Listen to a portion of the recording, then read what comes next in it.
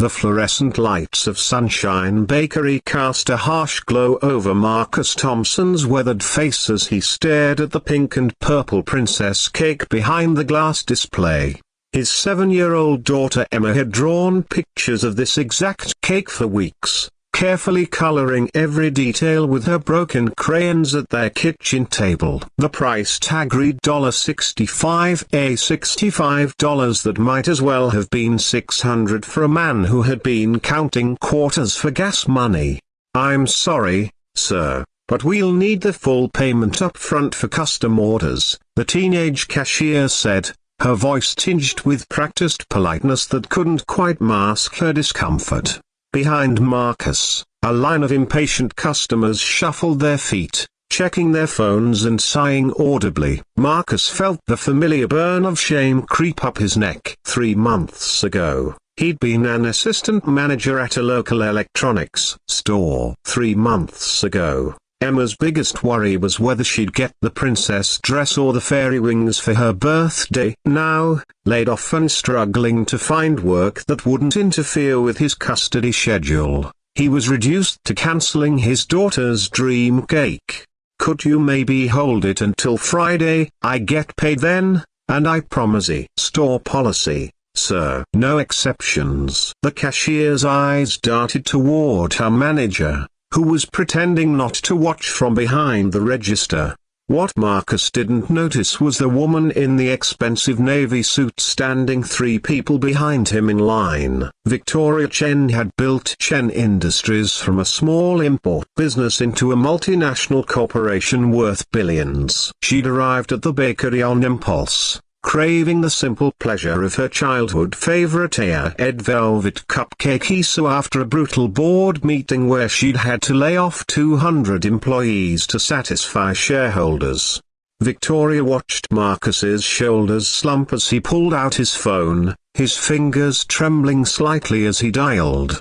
His voice dropped to a whisper, but in the cramped bakery, his words carried, "Hey, baby girl, Daddy's running a little late." "No, honey, about your cake. Remember how we talked about sometimes having to wait for special things?" His voice cracked on the last word. Emma's disappointed "oh" through the phone speaker might as well have been a knife through Victoria's chest. She'd heard that same deflated sound in her own daughter's voice 23 years ago, when her husband had left them with nothing but debt and broken promises. She remembered standing in a similar bakery, making a similar call, feeling the same crushing weight of being unable to give your child the one thing they wanted most. Marcus hung up and turned to leave, nearly colliding with Victoria. "Excuse me," she said quietly. "I couldn't help but overhear." "What kind of cake were you looking at?" Marcus's face flushed red. "It's fine, Mom. We'll figure something out." Victoria glanced at the princess cake, all fondant turrets and edible glitter, the kind of magical confection every little girl deserved on her birthday. "How old is she turning?" 7. The word came out barely above a whisper. Victoria's daughter Sarah had turned 7 the year everything fell apart. 7 was the age when kids still believed in magic, when a birthday cake could make you feel like royalty for an entire day. It was also the age when you started to understand that not all wishes come true. "What's her name?" "Emma." Marcus's wariness was evident, but something in Victoria's tone, not pity, but understanding, kept him talking.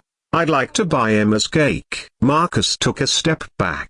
"No, Mom, I appreciate it, but I can't let you." "My daughter Sarah turned 7 once too," Victoria said simply. "I know what it's like to want to give them the world and come up short." The bakery had gone quiet. Even the impatient customers seemed to sense they were witnessing something significant. "I really can't accept charity," Marcus said, his pride warring with his desperation. Victoria smiled, not the practiced corporate smile she wore in boardrooms, but something genuine and warm. "It's not charity. It's one parent helping another. Besides," she added with a conspiratorial whisper, "I happen to know that princess cakes taste better when they're shared with friends." Before Marcus could protest further, Victoria turned to the cashier. "I'll take the princess cake, and I'd like to add some cupcakes too. Enough for about 20 kids." She paused,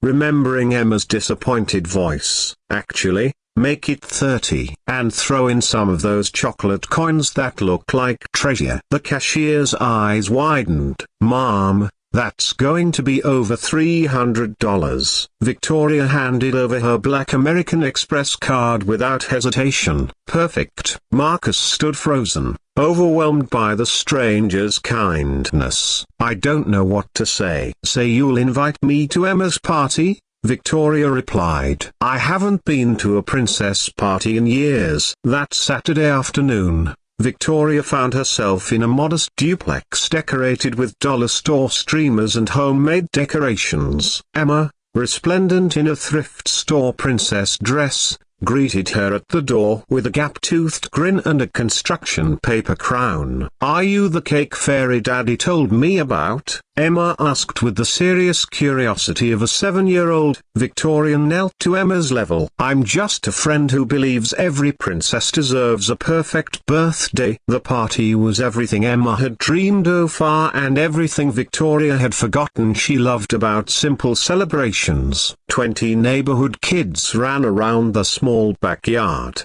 their laughter echoing off the duplex walls. Marcus had transformed his tiny space into a fairy tale kingdom using bedsheets, cardboard, and pure parental determination. But the real magic happened when Emma made her wish and blew out the candles. In that moment, surrounded by friends who didn't care about designer clothes or fancy decorations, Victoria remembered what success actually looked like. It wasn't the zeros in her bank account or the awards on her office wall. It was the pure joy on a child's face when she felt truly celebrated. As the party wound down and parents collected their sugar-high children, Victoria lingered to help clean up. Marcus tried to send her a "Why you've done too much Alregia," but she insisted. "You know," Victoria said, washing plastic cups at his tiny sink, "my company is always looking for good people." "What kind of work did you do before?" "Electronics,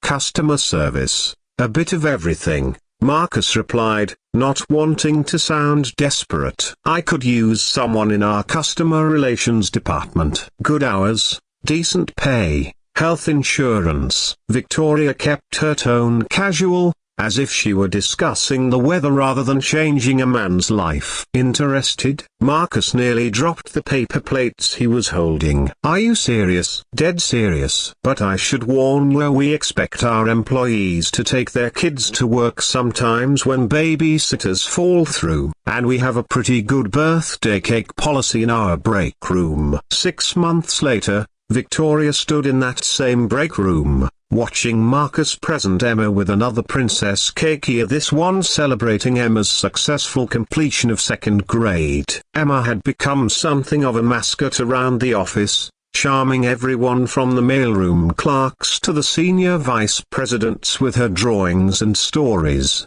"You know what I learned?" Emma announced to the gathered crowd of Victoria's employees, her voice carrying the wisdom of someone who had recently turned 8. "Sometimes fairy tales are real. You just have to look for the right kind of magic." Victoria smiled, remembering her own daughter Sarah, now 29 and running her own non-profit organization. Sarah had called that morning to tell her about a family she'd help, either a single mother who needed help buying school supplies for her twins.